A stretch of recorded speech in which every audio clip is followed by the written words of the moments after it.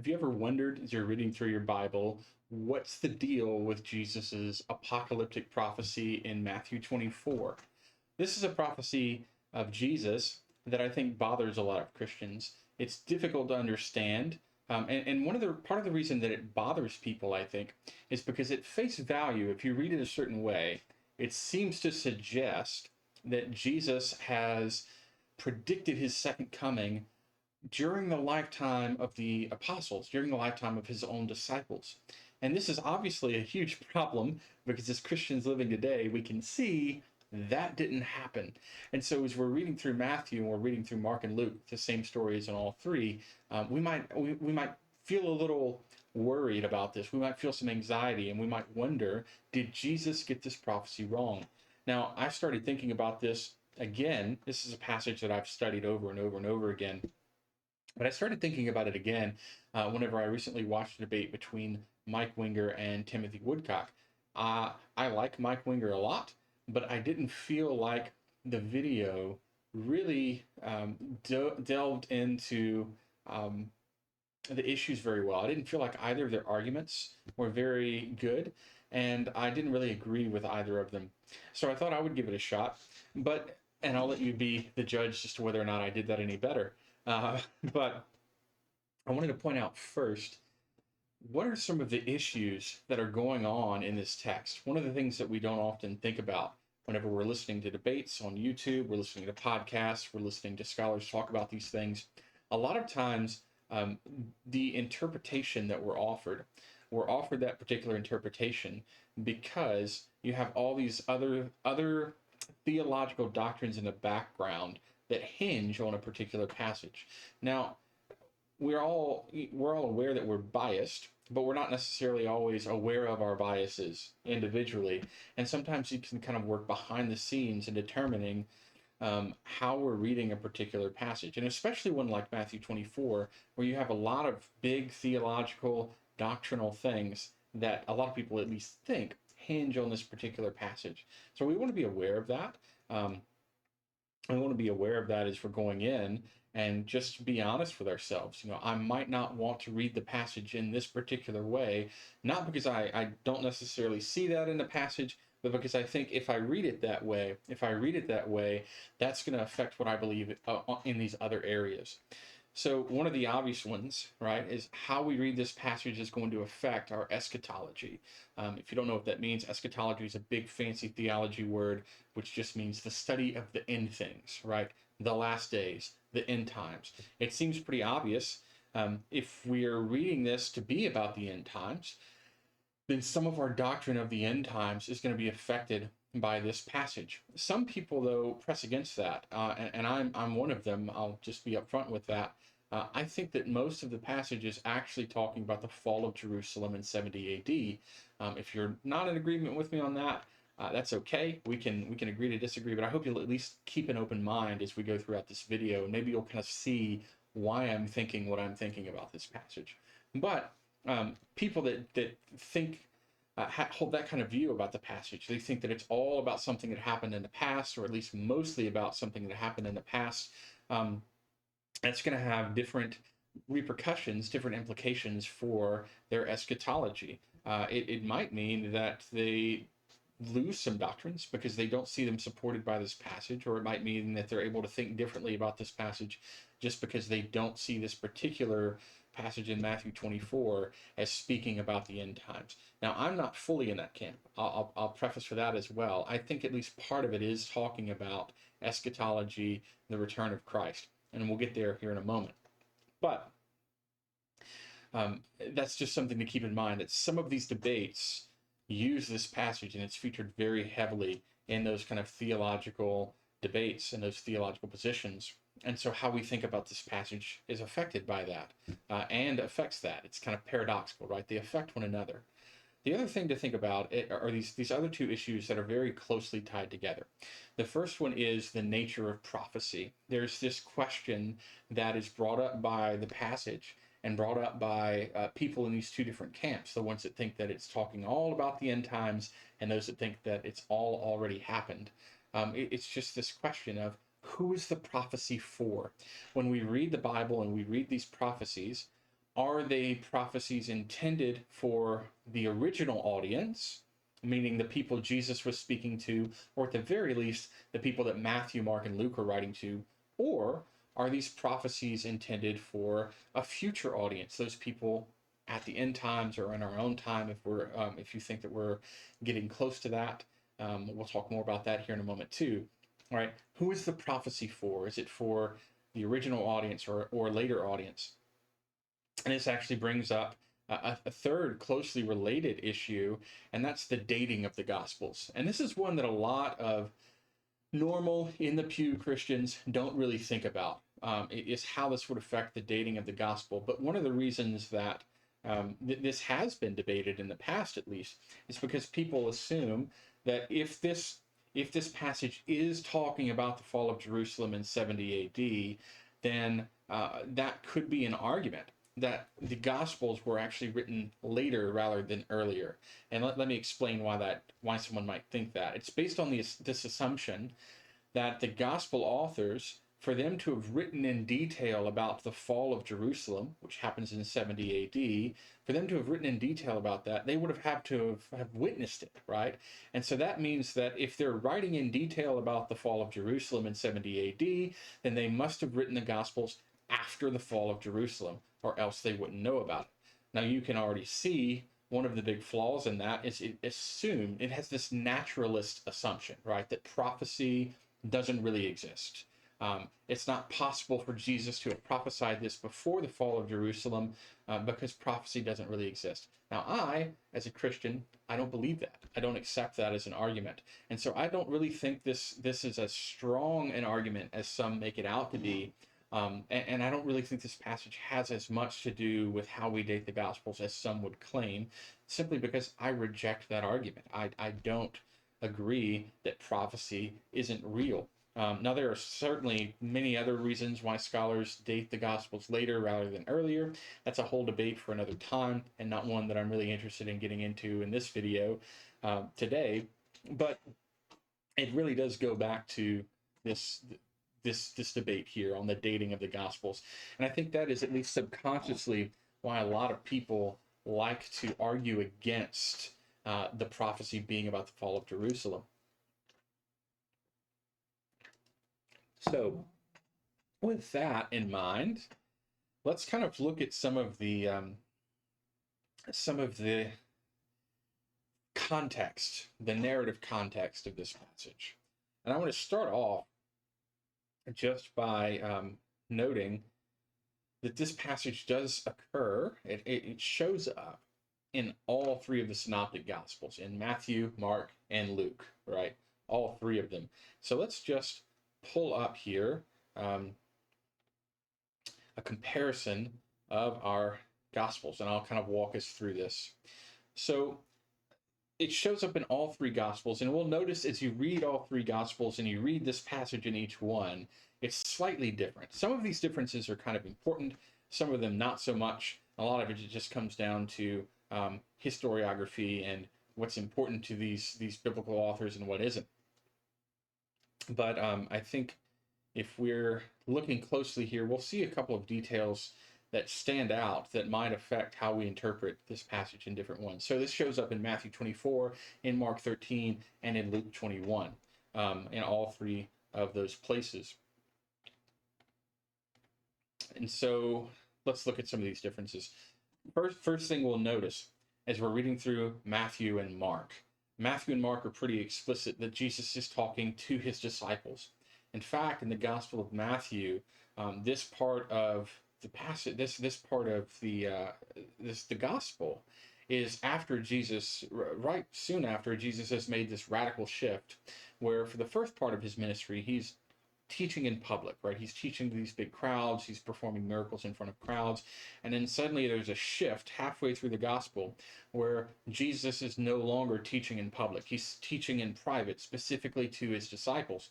And this passage happens in that latter part. And so obviously, if Jesus is teaching in this part of your gospel, he is teaching just his disciples. And Matthew makes that clear, right? His disciples came to point out to him the buildings of the temple, and then later on, the disciples came to him privately. Now, Mark would agree with Matthew, but he's a little bit more specific. a little bit more specific. He says it's one of his disciples that's talking about the temple, not just all of them, and that later on it wasn't just the whole group of disciples, but specifically Peter, James, John, and Andrew that are coming to Jesus to ask him this. And then Luke, he is very vague. He just says somebody was talking about the temple, which brought this topic up, and then they, whoever they are, asked Jesus about the temple. None of those historically necessarily cause problems, but we should be aware of some of these differences, and they might help us whenever we're reading through Luke as well. Though I think Luke portrays it in that way for his own reasons, and we should respect that too. So as we go through, there are a couple of other things we'll talk about. I have highlighted here in yellow just things that are kind of similar but slightly different in each of the Gospels. A couple of things to note, though. There are some places where Mark has something that's not in the other two, or Matthew has something that's not in the other two, or where one of them is missing something that is in the other two. And so I'll point out some of that too. So Mark and Luke here, this part highlighted in red, they have this whole section about what's going to happen whenever the Christians at this time are brought before trials. They're brought before trials, and Mark and Luke both say, don't worry about defending yourself. Somehow the Holy Spirit is going to be involved in helping us to offer up a defense before these councils. Matthew leaves that part out. He doesn't include that at all. And then what's really interesting is right after Mark and Luke have something that's not in Matthew, Matthew and Mark actually have a part that's not in Luke. And that's the part that's talking about the desolating sacrilege. That's going to come up later. It's a reference to the book of Daniel and also probably to the book of Maccabees. But we'll come to that whenever we come to that. But that's interesting. And I think this is, again, showing us some of the distinctiveness of the Gospels. Luke probably doesn't include the desolating sacrilege because Luke is the most Gentile of the Gospels, and they are not really going to know what's being talked about right there. So I think that's probably one reason that Luke leaves that out. Now, he does talk about the temple being desolated, but it's not really the same language that we're seeing in Matthew and Mark. And then Luke also mentions Jerusalem being surrounded by armies, which is not mentioned in Mark or Matthew. Mark and Matthew also talk about those days being cut short, which Luke does not mention. Luke mentions Jerusalem being trampled on by Gentiles until the time of Gentiles are fulfilled, and that again is not in Matthew or Mark, but it is an important historical detail. We have in Matthew and Mark, right after that, another little mention of false messiahs. Now, Luke does mention up here earlier something about false messiahs, right up here. Beware that you're not led astray, for many will come in my name and say, I am he, the time is near. But Matthew and Mark mention that again here in this section, and Luke does not. Let's see, a couple of other things. We'll just mention the endings of these passages are pretty different in all three Gospels. Matthew and Mark tells us to be ready because no one knows the day or the hour except for not even the Son, but only the Father. Luke omits that part. That part's not in Luke. Matthew has this little saying where he's comparing the coming of the Son of Man. He's comparing his coming to be like the days of Noah, and that's not in Mark or in Luke. Matthew also has this little kind of parable comparing it to a thief coming in the night. That's not in Mark or in Luke. Mark has a little section here where he talks about it being like a man going on a journey and leaving his slaves in charge, telling us that we need to be ready whenever Jesus comes. That's not in Matthew here. It does, though. It sounds suspiciously similar to a parable that Jesus tells in the Gospel of Matthew right after this section. So maybe that's how these things are connected. And then Luke has none of that. No kind of comparisons to the flood, comparisons to thieves, comparisons to a master leaving his slaves in charge. He just has a kind of general warning about being ready and not being caught up in worldly things, getting distracted at the coming of Jesus. So these are all differences in these three different accounts. And I don't think any of them really pose historical problems, but they I think, highlight some of the uniqueness of each gospel and fit into larger themes in each one that I don't have time to get into to go into today. But that's just something to be aware of as we're reading through. That these are slightly different in all three Gospels. Uh, but today, at least, I want to focus on Matthew, on Matthew 24. So another thing to be aware of as we're looking at each of these is the connection not only to the other Gospels, but this connection to Daniel, right? So Jesus is going to talk about the desolating sacrilege. That is a reference to Daniel 9:27, 11:31, and 12:11. I'll just pull up one of those passages for us to look at here. So let me, boop. Yeah, let's look at Daniel 9:27. That one's short and sweet and to the point. So Daniel 9:27, this is a vision that Daniel is having, and he says, half the week he shall make sacrifice and offerings cease, in their place shall be an abomination that desolates. Now that's an Aramaic phrase. It roughly translates to what we have in the Gospels in Greek. An abomination that desolates, or a desolating sacrilege. And I believe in the Septuagint, if we want to pull that up over here, that's verse 27. It looks like it's pretty much the same thing.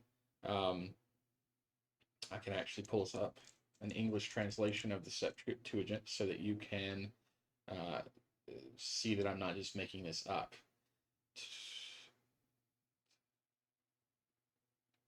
Yeah, abomination of desolations. Pretty much the same Greek phrase that we'll see in the Gospels.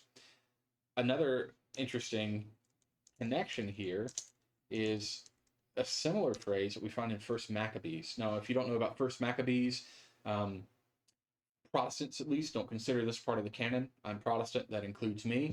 That's an argument for another time. But it is mentioned here, and at least in this context, it's talking about Antiochus Epiphanes, who's a Greek ruler that comes around 150, 200 AD. I don't have the exact date in my head. And he goes and he desecrates the Jewish temple. And he said, First Maccabees records this and says pretty much the same thing. They erected a desolating sacrilege on the altar of burnt offering. So there's a lot of scholarly debate on Daniel. I won't get into today. I'm not a scholar of Daniel. I'd have to do more research to feel confident on this. But at least some scholars do believe that Daniel's also talking about Antiochus Epiphanes from First Maccabees.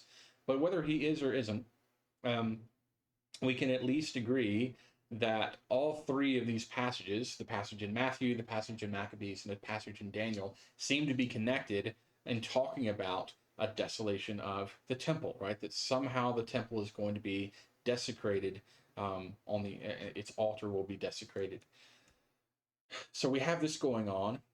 Jesus also uses this language of the Son of Man. Now, this is kind of a side note, but it's an important one, because I've heard a lot of people ask that question: why does Jesus call himself the Son of Man? Why does Jesus call himself the Son of Man? And especially for Christians, this is tricky, because we also believe that Jesus is the Son of God, and in fact is God incarnate, that he is a full member of the Godhead, of this triune God, Father, Son, and Holy Spirit. So Jesus is more than just the Son of Man. He's the Son of God. He's God in the flesh. And so people will ask that question: if Jesus is God, why does he call himself, why is his favorite thing to call himself the Son of Man? It seems like he's disagreeing with Christians on this, right? And it might seem that way if we don't know anything at all about Judaism from this period.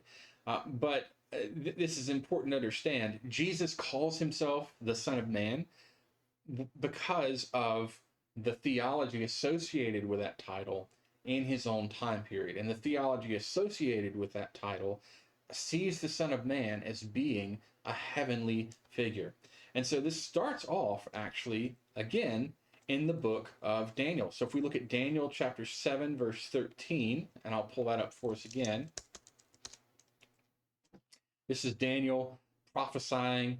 This is, I believe, in the Aramaic portion of Daniel.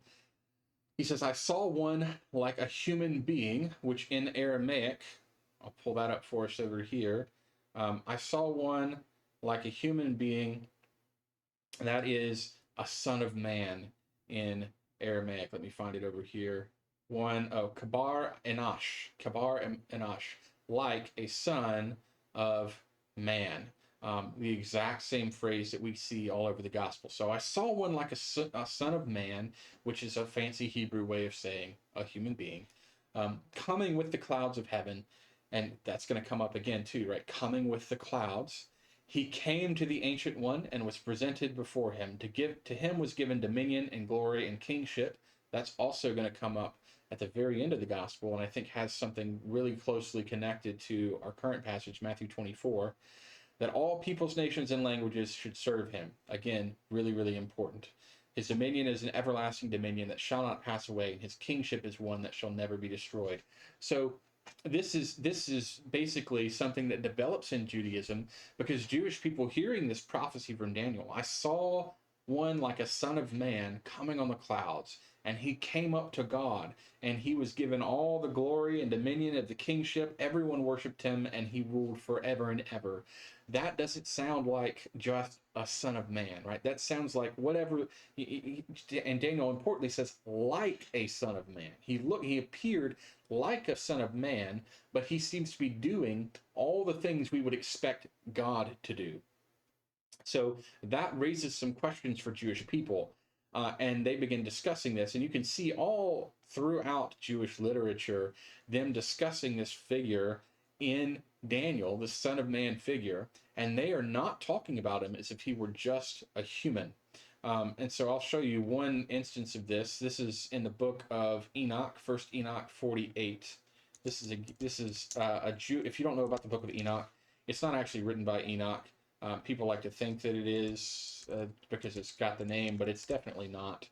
It is written in between the Old and New Testaments by an anonymous author, and it's about a guy basically having a heavenly vision and pretending to be Enoch. But this is what the book of Enoch says about the Son of Man. It says, at that hour, the Son of Man was given a name in the presence of the Lord of Spirits, the before time, even before the creation of the sun and moon, before the creation of the stars, he was given a name in the presence of the Lord of Spirits. So Enoch is telling us that the Son of Man figure, he thinks the Son of Man figure is eternal with God. He, even before time, was with God and given a name in the presence of the Lord of Spirits. If you know anything about name, the name in Jewish thought, it's possible this is an allusion to the Tetragrammaton, which is God's name, Yahweh, in the Old Testament. And that's also probably what the New Testament is referring to when it talks about Jesus being given a name, or the name above all names, right? He's talking about Jesus being given the name Yahweh, identifying him with the Old Testament God. There's another passage in 1 Enoch 69 that talks about his reign being forever and ever, similar to Daniel, but we're not going to get into that today. All of that just to say, if you've ever wondered, why is Jesus calling himself the Son of Man if he's actually the Son of God? It's because in Jewish theology and Jewish conversation at this time, the Son of Man wasn't just a human being, right? He was a divine, God-related figure. And that's also why when he starts calling himself this, a lot of the Jewish leadership get very upset, because he is basically claiming some kind of relationship, very close relationship to God, not just saying that he's a human being. So this passage is drawing really heavily from the book of Daniel and from general Jewish thought in this period, just the kind of milieu of Jewish thinking. We'll see that a lot in the New Testament if we study it together, if you keep watching these videos. But the implication for all of that is just this, that Jesus is, in some sense, identifying himself with God and with this Son of Man. And he is also talking specifically about the desecration of the temple. Now, the question is this, and this is the hot debate on this topic, right? Is he talking about the destruction of the temple in 70 AD, or is he talking about some future destruction of a third temple that gets built? Or is he talking about both? I'm going to argue that he's specifically talking about the destruction of Herod's temple, and hopefully we'll see, you'll at least see why I think that as we go forward. Hopefully I can convince you, but if not, that's okay. We can agree to disagree. But let's kind of dig into that uh, as we look through this passage together. So we can start off, we go to Matthew 24.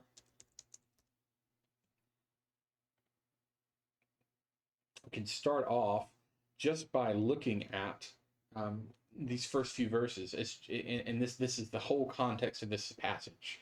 Jesus is going to get into this whole spiel about false messiahs and wars and rumors of wars and the sky turning red and the moon dark and all, the Son of Man coming on the clouds. And that whole conversation is started off just by this question, or really not even a question, but a statement from the disciples. So it says, Jesus came out of the temple and was going away. His disciples came to point out to him the buildings of the temple, and he asked them, "You see all these, don't you?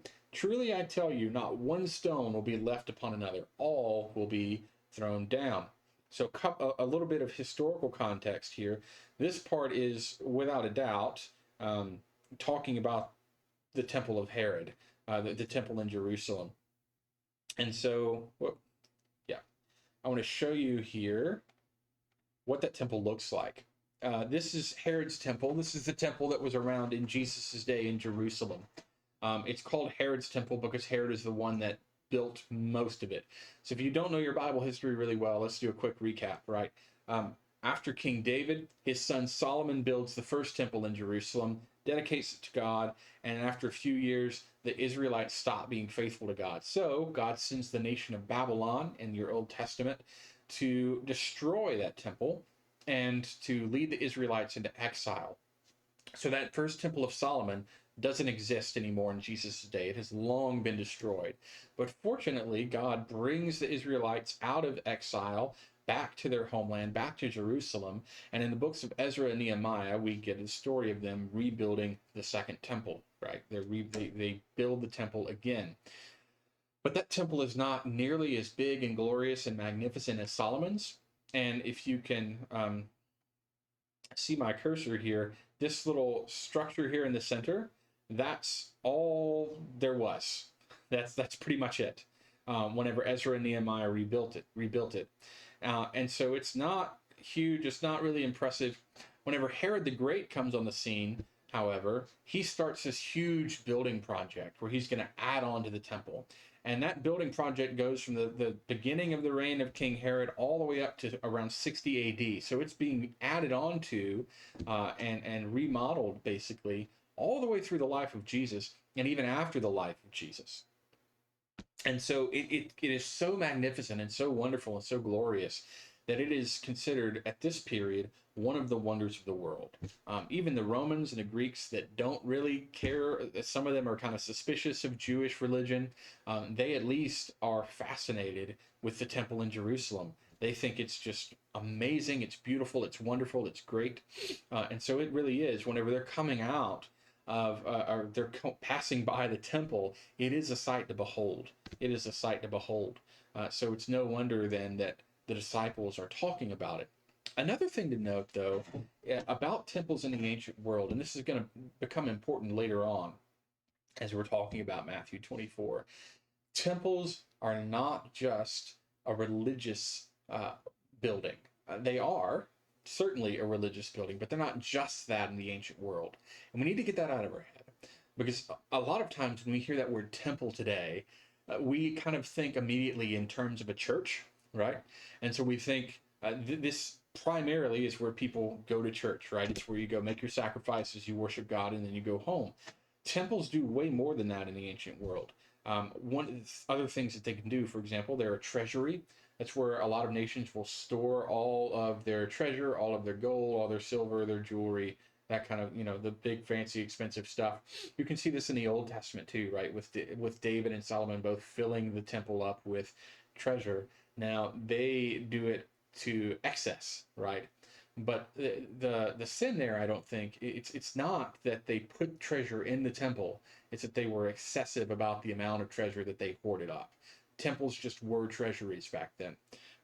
temples are also an armory. So it's where you'd keep a lot of your weaponry, your armor, your all that kind of stuff for your military. And that's because, thirdly, they were also a fortress. And you can see that right here with Herod's temple, right? Look at how big these walls are.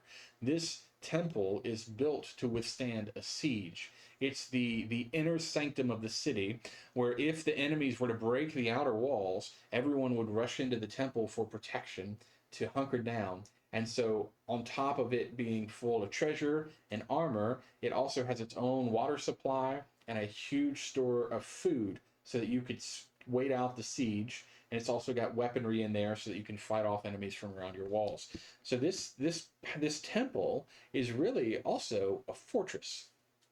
And this actually makes a lot of sense as to why the Jewish people suddenly got so bold about Rome around 60, 70 AD. It's because they had just finished building this. So they finished building this temple that the whole world thinks is a marvel, right? The whole world it admits this is just a wonderful, huge, beautiful temple, impressive and a little intimidating, right? And so their idea is, bring it on, Rome. What are you going to do? You can't get through these walls. Turns out they're wrong. Rome breaks through the walls without too much trouble, it seems. So just keep that in mind as we're moving forward and looking at this temple. So they come out, they're looking at the temple. Jesus has just said that this huge, intimidating, wonderful, amazing structure is about to be completely torn down, and that naturally raises some questions for the disciples.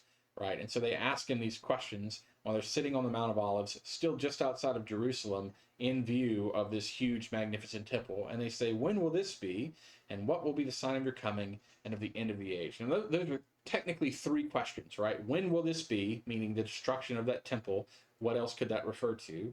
What will be the sign of your coming and of the end of the age?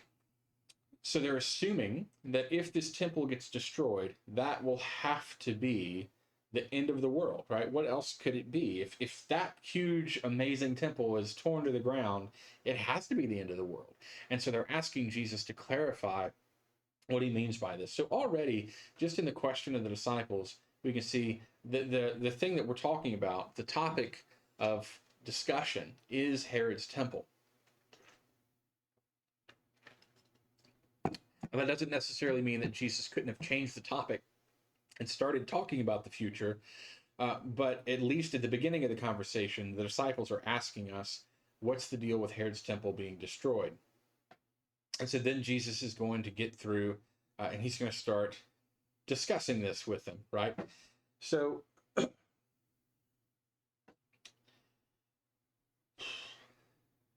one other thing that I want to look at here before we move on is this idea of ages, right? So a lot of people are, maybe you're confused. What is this about the end of the age? In Jewish thought, at this period, the world had been divided up into different ages by God. The present age is ruled over by Satan, and the coming age will be one where God defeats Satan and takes rule for himself. We can see an example of this in the Dead Sea Scrolls, and so just to prove to you that I'm not making this up, I'm going to break open my Dead Sea Scrolls and we will read that together. So this is 4Q180, which is a one of the scrolls from the Dead Sea Scrolls. If you don't know what the Dead Sea Scrolls are, there's a lot of misinformation about that. Maybe we can talk about it one day. But the long story is just this. It's not some like secret hidden text that proves the Bible wrong. Most of what the Dead Sea Scrolls are actually manuscripts of the Old Testament, and then also a couple of writings from this Jewish sect, this Jewish cult that lived out in the desert and had a bunch of weird, funny views. So this is one of their scrolls, not of the Old Testament, but of their own little cult, their own little sect. But it gives us some insight into how they're thinking about the world and the ages, and this is something that's shared in other Jewish writings as well. So I'll just read the important parts for us. It says, concerning the ages which God has made, an age to conclude all that there is and all that will be. Before creating them, he determined their operations according to the precise sequence of the ages. And then as you go on, later on, it will say, concerning Azazel, to love injustice and to let him inherit evil for all his age. of the judgments and of the judgment of the council. So there are some parts that are a little hard to read there, but the main gist is this: that God has divided the world up into ages, and Azazel, which is another name for the devil or Satan, that this sect likes to use, and that comes from the Old Testament. Azazel, or the devil, rules over this current age. But if you go on to the very next scroll, it talks about God coming in, and he is going to rule over the age after Azazel. So he's going to defeat Azazel, he's going to defeat Satan, and he's going to rule the world. And surprise, surprise, the Bible tends to pick up on that line of thought, right? So that's where this kind of speech is coming on, from talking about the end of the age. That's the idea. When are you going to beat the devil, and when is God's reign going to be brought in? So they're thinking about the end, right? Whenever God reigns forever and ever and ever. And so Jesus answers this question, talking about the temple and the sign of his coming and the end of the age. And he starts off with a warning about false messiahs, right? He says, many will come in my name saying, I am the Messiah, and they will lead many astray. You'll hear of wars and rumors of wars. See that you're not alarmed. The end is not yet. The nation will rise against nation, kingdom against kingdom. There will be famines and earthquakes, and all of this is but the beginning of the birth pangs. So he's saying these things are not actually a sign of the end. These are things that are going to happen leading up to the end. They're birth pangs, right? They're just the beginning of the birth pangs, right? So basically he's saying when all these things happen, the end is not even close. Now, a couple of things to note here. I've seen some people try and argue, well, all of these things did take place around 70 AD, therefore this must be talking about 70 AD. These things take place all the time, right? This is something that just is part of the world we live in. There are wars, there are earthquakes, there are famines, there are false messiahs and false prophets all over the place. So this is not something that is unique to Jesus's time. It's not something that's unique to 70 AD. It's not something that's going to be unique to the end of the world, right? This is stuff that happens all the time. And so we should always be cautious whenever we have this kind of sensationalist preaching, sensationalist prophesying. Anytime a big war breaks out, right? Ukraine and Russia are at it, or Israel and Hamas are at it, or America and Afghanistan, or whoever it might be, there's always somebody that tries to go into Scripture and make this point. Oh, here we go. We've got wars and rumors of wars, and there was an earthquake in, or some other part of the world not too long ago, and this part of the world's having famine. This must be the end. No, no. Jesus has already told us that, for one, these are birth pangs. The end is not yet the beginning of birth pangs, right? So we're not even close to the end times. And then secondly, this is just something that happens all throughout human history. So taking these as some kind of sign of the end times, that's just reading too much into it. That being said, I do think, and we'll get into why later on, I do think this passage is about 70 AD, and these kind of things do happen in 70 AD. So right after the death of Jesus in roughly 30 AD, all kinds of unrest happens. There are Jewish revolts in Alexandria, Egypt, and all other parts of the Roman Empire, where Jews and Romans and Greeks are at it. The Jews are being killed. There's oppression of Christians during this period. Even Rome is getting into wars. There's a huge war between the Romans from like 50 to 60 AD. The Romans and the Parthians get into it.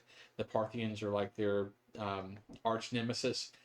So all this stuff is happening right around 70 AD and leading up to 70 AD. I don't think that alone is evidence that this is what Jesus is talking about. I think it supports that, right? I think that we can look at that and see agreement with Jesus's prophecy and say it fits, but it's not necessarily evidence by itself that this is what he's talking about. We'll get more into that later in what I think it actually does more concretely show that. So, on false messiahs, that's another one that is that we have evidence for. So I'll show you. This is in Josephus. Josephus is a Jewish historian. Pull him up.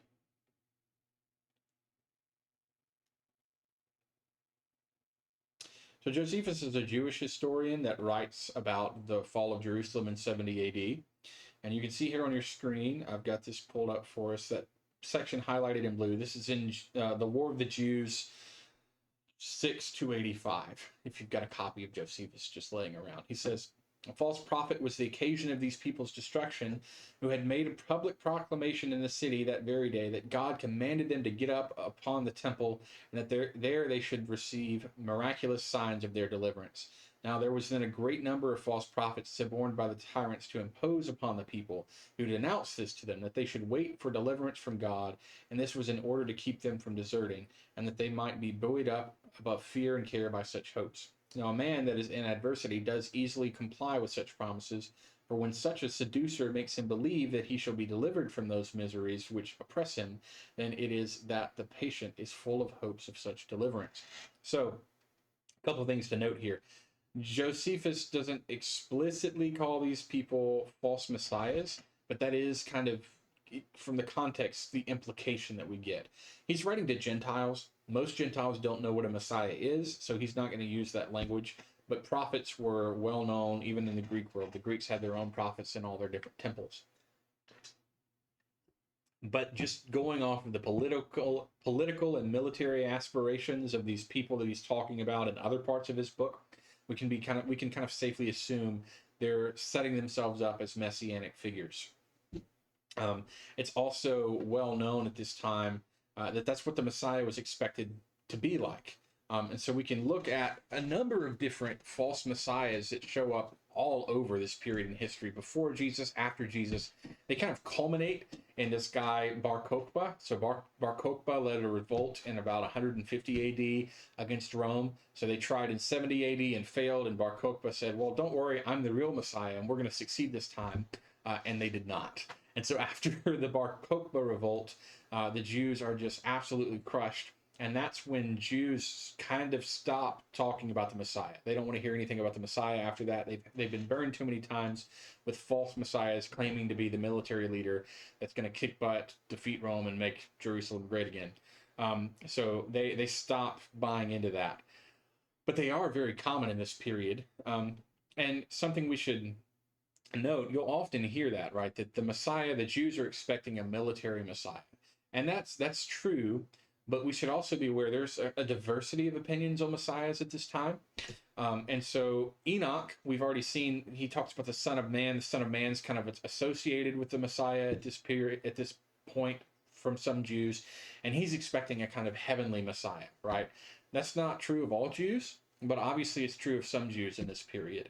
Qumran, the community that wrote the Dead Sea Scrolls, they actually seem to expect two messiahs. So they're thinking that there's going to be a royal Messiah and that there will be a priestly Messiah. We can see that evidenced in their writings. So they're not even expecting just one. They think there will be two messiahs. And then we see in other writings like 2nd Baruch and 4th Ezra that they are expecting a Messiah from the line of David, that he's going to be a king, he's going to be a royal Messiah, and most importantly, he's going to kick butt, take name, destroy Rome, and make Jerusalem great again, right? That's the idea. So that is obviously an expectation. We're not just making that up. We can read these sources. We can see what Jewish people were expecting and thinking at this time, and that's where we're getting this from. So whenever these people are claiming to be the Messiah, there's precedent for that all throughout this period. Now Jesus does say they're gonna claim to come in his name. They'll be coming in my name. We don't really know if anyone in particular is claiming to be the return of Jesus at this period, but they are certainly claiming to be the Messiah and claiming to be what Jesus, like Jesus at least. So that's important to know. There are these false messiahs. We don't have a ton of detail about all of them, but it's very possible that at least some of them were claiming to be like Jesus. One objection I've heard to this is this question: well, if they are claiming to be Jesus, or if they're claiming to be the Messiah, why is Jesus telling his disciples about them? Why is he warning his disciples about this? Wouldn't they have known what Jesus looked like and who he was? And it's important to note he's not just warning his disciples necessarily. It's a kind of general warning, and and I think he's doing this for two reasons. For one, there will be a lot of Christians at that time who didn't see Jesus or didn't see Jesus often enough. Um, there's no photography, no videography. There are a lot of weird views about reincarnation and stuff floating around in the Greek and Roman Empire at that time. There are any number of arguments someone could make for being the reincarnation of Jesus and not necessarily looking like Jesus. Obviously, also, if someone's claiming to be the second coming of Jesus, and there are people in that period that didn't see Jesus when he was alive, they would be easily fooled. And then there are tons of people that could be claiming to be associated with Jesus and being that other Messiah, right? Maybe they're claiming something like Qumran. They're saying, "Oh yes, Jesus was the priestly Messiah. Now I'm the royal Messiah. I've come like Jesus to lead the army." So that's another possibility, right? They could be buying into that dual Messiah belief in some things. The reality is we just don't know. We don't have enough evidence to go off of anything concrete, but there are tons of possibilities as to why these other messiahs could have led people astray, even people that knew Jesus in his lifetime.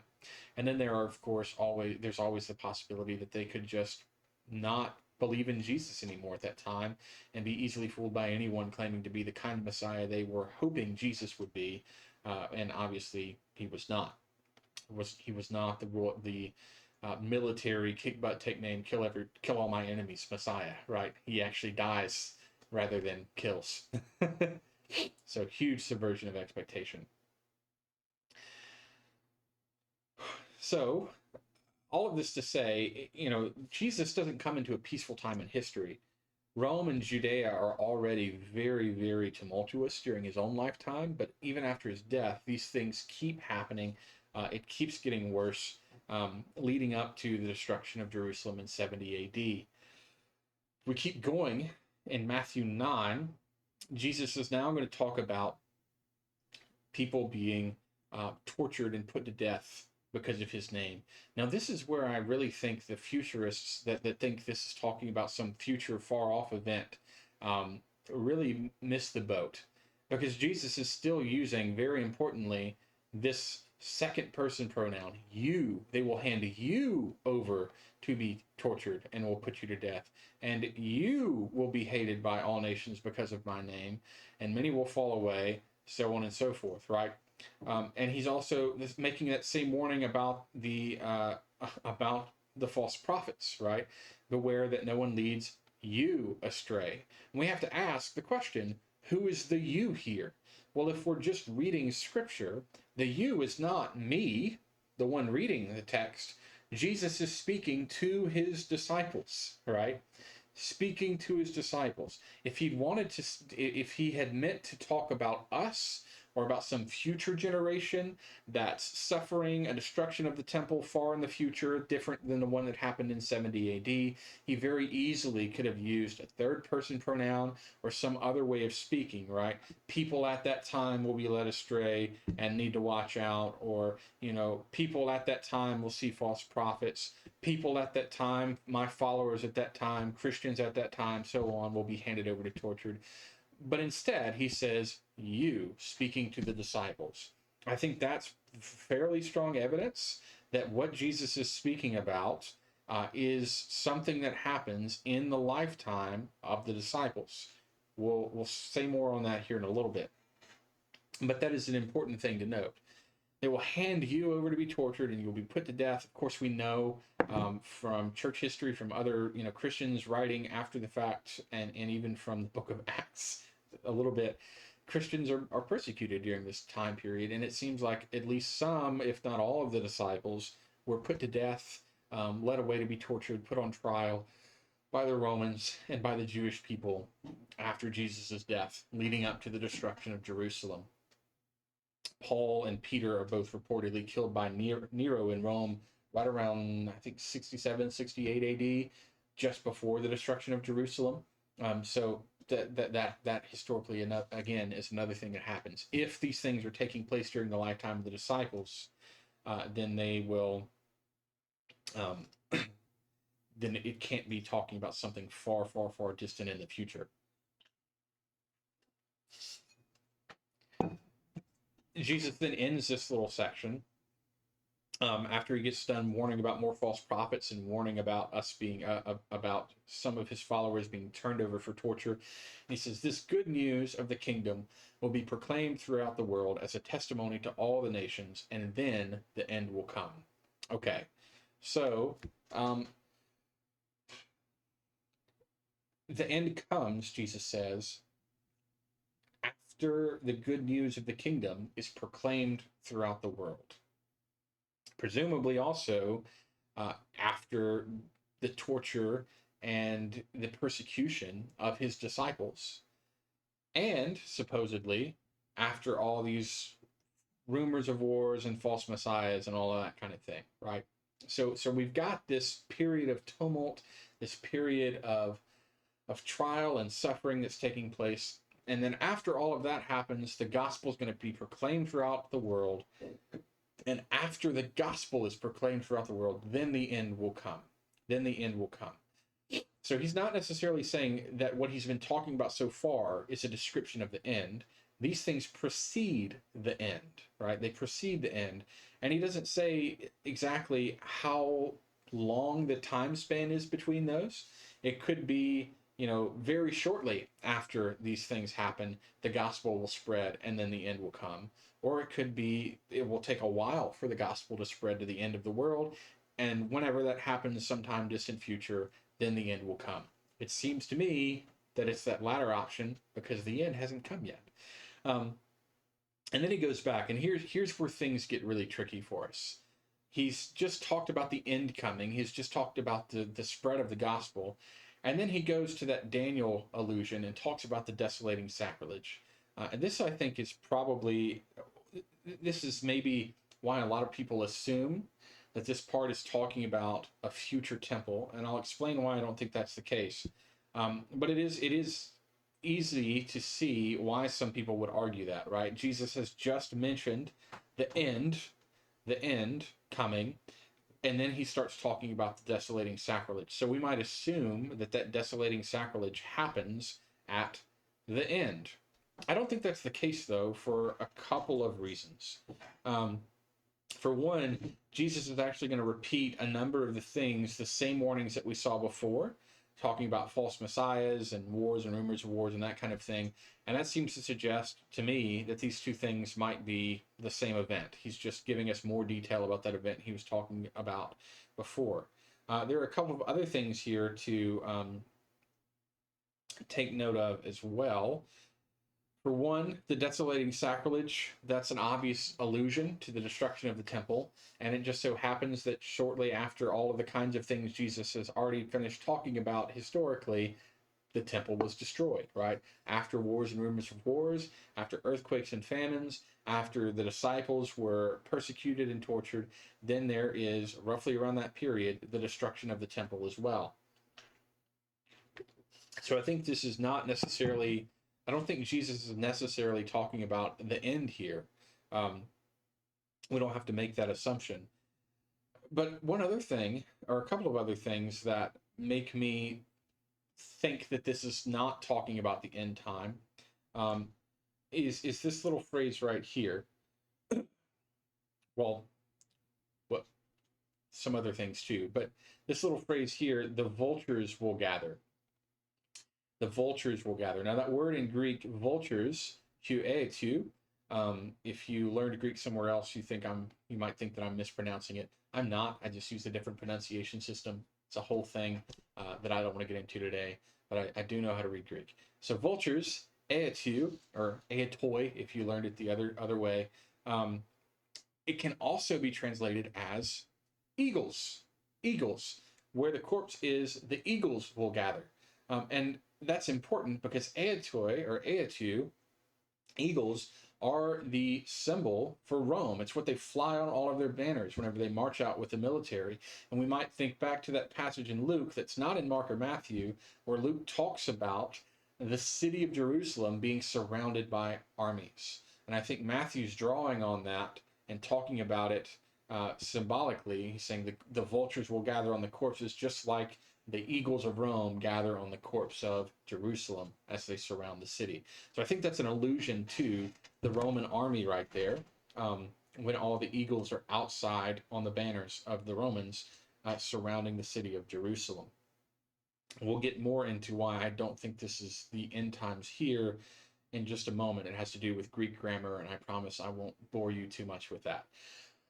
Then Jesus, after he talks about some more about the destruction of the temple, he talks about some more about these false messiahs leading people astray, and he talks about the eagles or the vultures being gathered outside the city. He gets into this really cryptic, apocalyptic, prophetic thing where he says, after the suffering of those days, so after that destruction of the temple, the sun will be darkened, and the moon won't give its light, and the stars will fall from heaven, and the powers of heaven will be shaken. And then the sign of the Son of Man will appear in heaven, and all the tribes of the earth will mourn, and they will see the Son of Man coming on the clouds of heaven with power and great glory. He will send out his angels with a loud trumpet call, and they will gather his elect from the four winds, from one end of heaven to the other. So, this, people read this and they think immediately like, this is obviously apocalyptic language. Jesus has to be talking about the end times. But there are a couple of problems with making that assumption, and it's just this. Apocalyptic language like this is not always talking about the end times. And if you read apocalyptic literature, even if you read some of the more apocalyptic prophets like Joel, which is where Jesus is borrowing some of this imagery from, they're talking about events that are happening in their own time. You read Enoch, you read the Testament literature, you read Baruch and Ezra, all these different things are using apocalyptic language to talk about events that are happening contemporary to the author of that book. Now, they do also talk about far future events, but it's not necessarily the case that just because we're using apocalyptic imagery and language that we're talking about the end of the world.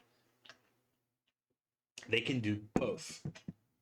And I think here, and that has to do with the nature of what apocalyptic is, right? Apocalyptic is this idea that behind all worldly things is a spiritual reality.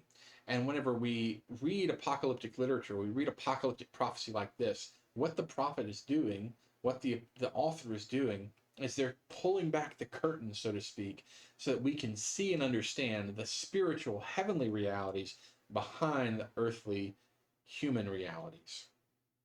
And sometimes that involves pointing us toward the future, and other times it doesn't. And I don't think here this is necessarily talking about the end times. We're getting to the reason why I think that here at the end. But all of that just to say, whatever Jesus is talking about, he sees it as a very huge spiritual event. A couple of things to note here. He talks again about the Son of Man coming on the clouds of heaven with power and great glory. Now, something we didn't talk about earlier. This same prophecy shows up in two other places in Matthew's gospel. The first one is in Matthew 16, which is just before the transfiguration. And so a lot of people there at that point, at that part of scripture, they want to say that, and he also makes that prediction, right, that these things won't pass away until this generation sees all of it, right? And he says the exact same thing here a little bit further down in verse 34. Truly, I tell you, this generation will not pass away till all these things have taken place. So we have a mention of the Son of Man coming on the clouds, and that this generation will see these things, right? This will happen in their lifetime. So already that tells me he's speaking to this generation. This generation is not really that vague in Greek or in this culture at this period. It's talking about this generation, the one that Jesus is talking to. It's not the same as an age. It's not the same as like a long 1,000-year line of people. No, this generation is roughly like, give or take, 40, 50 years in Jewish culture and in Roman and Greek culture as well. And he specifies this generation, the one that I'm talking to right now, the one that is around right now, they won't pass away until these things have taken place. So at the moment Jesus is speaking this prophecy, he's saying in 40 or 50 years at least, these things are going to happen. So that already tells us we're not talking about some far distant, far-flung future event, right? Jesus has in mind something that's happening soon within the lifetime of his own disciples. The other thing that we want to pay attention to, that this is taking place, this prophecy about this generation seeing these things and the Son of Man coming in the clouds. This happens 3 times in the Gospels. Once in Matthew 16, just before the Transfiguration. Again, I've heard some people try and argue that he's talking about the Transfiguration when he says they'll see the Son of Man coming on the clouds. That's not true, because if it were referring to the Transfiguration, it raises the question of why he says the same thing 2 times after the Transfiguration, as if it hadn't already happened. So it happens in 16. It also happens, obviously, here in Matthew 24, and he will predict this again, actually, at his trial. So whenever Jesus is brought up to the Sanhedrin in Matthew 26, and they're questioning him, one of the things that he says to them before they really, and this is really what sets them off, right? He says, you will see the Son of Man coming in the clouds from this moment on, right? So he's saying that this is beginning at his trial, the Son of Man coming on the clouds. Now that might be confusing. We might wonder, from this moment, the Son of Man coming in the clouds, well, that already is problematic if we're thinking far-flung future event, because Jesus is saying somehow this is already starting at his trial. This him coming on the clouds is beginning at his trial. I think this makes a lot more sense if we take into account the passage in Daniel that Jesus is drawing from, right? The Son of Man coming on the clouds, that is, like we saw earlier, pulled directly from Daniel chapter 9. And in Daniel chapter 7, whenever Daniel's seeing these things coming on the clouds, in the context of Daniel, is not talking about the Son of Man coming down from the clouds to earth. It's talking about the Son of Man going up through the clouds to be before God, to be in heaven. And so that, I think, makes a lot more sense of why Jesus is saying this just before he's crucified. Because he's what he's getting at is the Son of Man coming in the clouds. That is the Son of Man ascending into heaven. Ascending into heaven.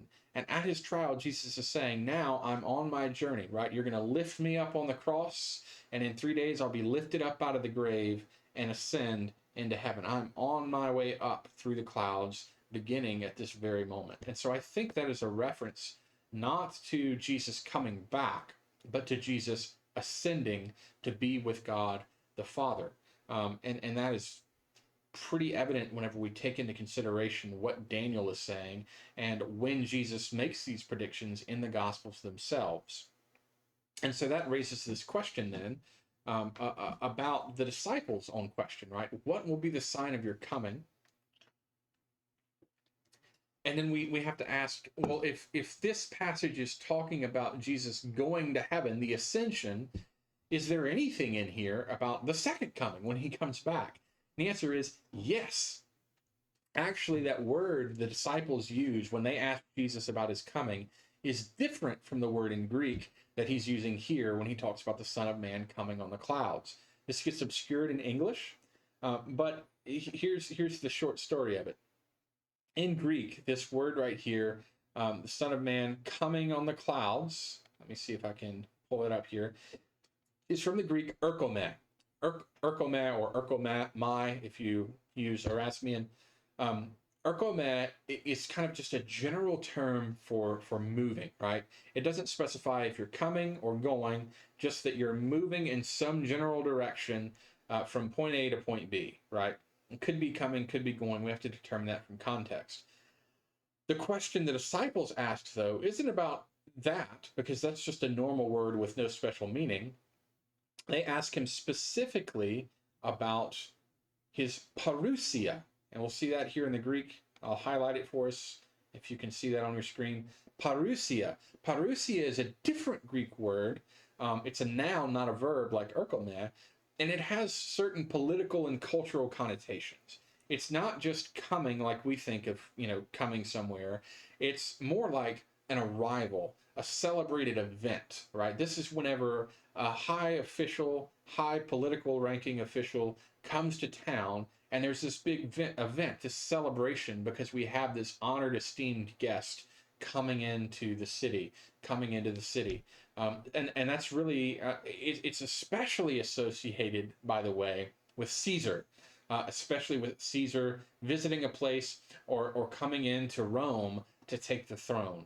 And so I think that's what the disciples are getting at. It's not just the coming, it's not referring to the coming on the clouds, which is a different Greek word, and from Daniel seems to imply that we're talking about the ascension, and from Jesus's other speeches, other mention of it in the gospel seems to be talking about the ascension. This word is referring to the second coming. But Jesus hasn't even mentioned that word yet in the passage. He will in just a few verses, but he hasn't even talked about the parousia yet in the passage. He's been talking about coming on the clouds, probably what I think is him talking about the ascension, but he has not mentioned anything at all about the parousia, his second coming, his coming back from heaven to visit earth. So all of this seems to suggest what I'm basically saying is all of these things we've read from verse 1 down to verse 35, all of that is talking about something that's going to happen in the lifetime of the disciples, that's associated with the Son of Man having authority over the earth, that's associated with Jesus' ascension, and that probably, just looking for historical events in that time period that match the destruction of the temple, is talking about, surprise, the destruction of the temple in 70 AD. This is further evidenced when we read right after this little prediction of the Son of Man coming on the clouds about the fig tree. Earlier on in the gospel, we see that Jesus curses a fig tree right after he comes out of the temple and is rejected by the Jewish leadership there. And that fig tree is a prophetic sign of the destruction of the temple, right? And so he again brings back this image of the fig tree right after he's finished talking about these things and talking about this generation seeing that taking place. So again, that's another sign and evidence for us that Jesus is talking about the destruction of Herod's temple, which rejected him. One other thing I'll say before we move on to verse 36, talking about the angels gathering his elect from the four winds. There are two possibilities here. I think if we're talking about, if we believe that this passage is talking about the destruction of the temple in 70 AD, so something that's already happened, and not about the end of the world, then we have two options of how to read this. One of them, at first, is just to say, well, the word angels in Greek, angelos, it can also just mean a messenger. It doesn't necessarily have to be like a heavenly angel. It can just be a messenger. And so this could represent the disciples, the apostles, being sent out to all the earth to gather the elect, to gather God's people together. That's one possibility. I think that actually ignores a lot of the apocalyptic language going on here with trumpet calls, with the mention of heaven, right? And I think what Jesus is getting at is that the spread of the gospel is not just a human endeavor, that God's own angels are involved in this. And so what it suggests to us is that whenever we go out and we evangelize, whenever we spread the gospel, we are actually participating alongside God's angels. God's angels. This is really interesting too, because that word gospel in Greek, evangelizo, is actually, it shares the same root as the word angelos, angel. You can hear it, evangel, right? Angelos, right? So all evangelizo means, which is the word for gospel in Greek, is good news, right? It's the prefix ev, which means good, attached to the root angelos, message, messenger, right? Good message, good news. So they even share the same root. Whenever we announce the gospel, we are participating with God's angels in gathering the people of the earth to God. And so we don't have to do that alone. It doesn't depend entirely on us. God is sending protection, sending out his own angels to aid us whenever we do this. I think that's a beautiful, amazing thing to think about. So, just to sum up what's going on, I think so far, Jesus has specifically been talking about the destruction of the temple and all the bad things that are going to happen leading up to that. In verse 36, though, he seems to shift. And this is very, very evident in the Greek. But also, you can kind of see it in the English too. So, verse 36 says, "But about that day and hour, no one knows, neither the angels of heaven nor the Son, but only the Father. For as the days of Noah were, so will be the coming of the Son of Man." So, this is hard to track in English, but very clear in Greek. We are suddenly seeing a topic shift. And in Greek, there's this phrase, it gets translated as "but about that day," right?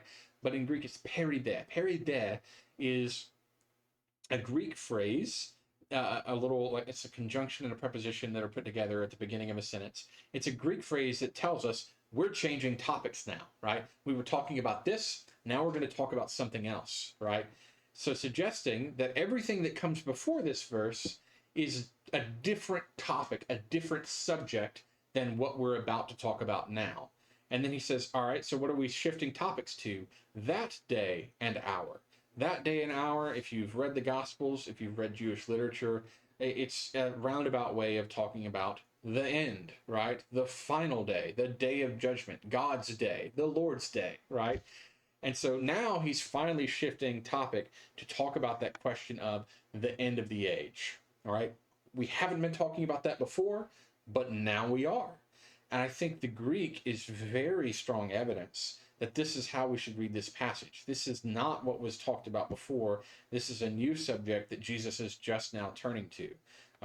So anything else before verse 36, Jesus has not been talking about that day. He hasn't been talking about the end times. He's been talking about something that will happen in the lifetime of the disciples. But now we're getting to the last things. Now we're getting to the end of the age. We're shifting topics there. And right here in this passage, the coming of the Son of Man in verse 37, that is the word parousia. Finally, Jesus has used that word that the disciples asked about. He hasn't even mentioned it in anything before now, but suddenly he's shifting topics. He's talking about that day, the end of the age, and he's going to tell them about his parousia, his arrival, his second coming. Now, this section is about that topic. And what does he say about that topic? Well, actually, not so much, right? Firstly, he says, nobody knows when it will happen. And so if you've ever had a pastor, if you've ever seen someone on YouTube or TV or a podcast or whatever, telling you, send me all of your money because Jesus is coming back on October 23rd at 4 a.m. Just give me all your possessions and money and meet me in the cornfield at 4 a.m. That's when Jesus is coming back. They are wrong, right? That is a lie. Jesus himself did not know when this would happen. He didn't know. He compares it to the day of Noah. He says it's going to be unexpected, right? You'll be out doing your own thing, and then suddenly it will be upon us. And this is why immediately after this, Jesus follows up with some teachings on these parables of the 10 maidens with the lamps, on the slaves in his master's house. And he says, be awake, therefore. You do not know when that hour is coming. You don't know when it's going to happen. Jesus Christ himself did not know when this day would be. And that's pretty much all he says about it, right? Obviously, there is judgment on that day. This is why he brings in the story of Noah. We can see this in the parables afterwards, right? That whenever this might be, whatever happens, it will involve Jesus judging the earth, which, by the way, is a good thing, right? We like to think of judgment as it's a dirty word almost in the Bible, but it's a good thing. Judgment means that the evil won't be there anymore, that God will wipe away all the tears. God will wipe away all the suffering. God will wipe away even death itself. That's a good and beautiful thing, not something to be afraid of, so long as we're in the right with God through the blood of Jesus Christ. So that's pretty much the only thing Jesus says in this whole passage about the end times. Everything else before then, if we're paying attention to the Greek, if we're paying attention to the context of the narrative, and if we know anything at all about the historical background of this period in New Testament history, all of it is pointing us towards this being about the destruction of the temple in 70 AD. And only the very tail end of this passage does Jesus get around to the question of the end of the age and his second coming. So that leaves us with one final big question. And it's just this. This is a long, complicated passage in the Bible about the destruction of the second temple. And the good news is, if Jesus is talking about that and that happening during the lifetime of his disciples, he didn't get it wrong, right? It absolutely does. It happens in 70 AD, within a generation of him speaking, before that generation passes away, right? Within 40 years. So we can put that to rest. But we might also ask, why then is it in our Bible? Why does it matter so much? Why does Matthew, Mark, and Luke bother to bring this up? How is the destruction of the temple relevant for us if it's not talking about something in the future? This is a concern I see with a lot of people, because, and unfortunately, a move that a lot of people who hold a similar view to me take, right? They think, well, this is all about something in the past, so it doesn't really have anything to do with us anymore. And I have a couple of problems for that. For one, I think you could inverse that question and say the same thing if it were talking about the future, right?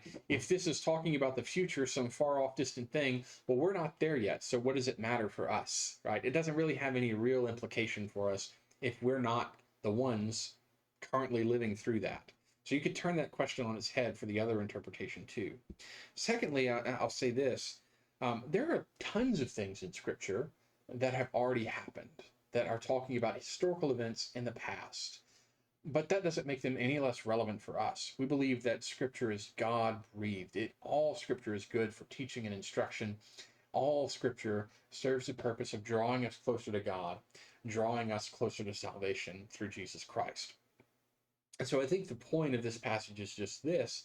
The destruction of the temple for Jewish people would have been absolutely horrific.